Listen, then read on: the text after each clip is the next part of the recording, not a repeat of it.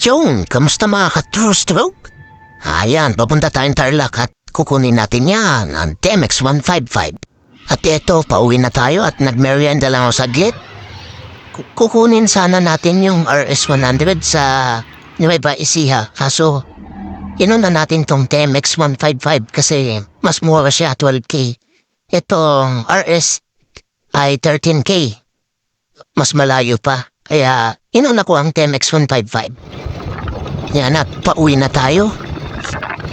Okay naman ang takbo. All goods pa naman siya kaso may kaunting usok. Madali lang yan. Piston ring or piston or block. Palitan natin. Medyo malayo ang biyahe natin. Moncada Tarlac to Pangasinan. Yan, nakauwi na tayo. Check natin kung may lagitik. Mukhang wala naman. Ibibuild ko kasi to ng scrambler. Yung RS100 kasi mahirap i-build. Sa TMX 155, di ka na magpapalit ng front shock.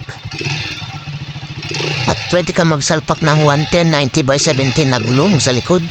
O harap. Yan, all good siya. May kaunting usok lang.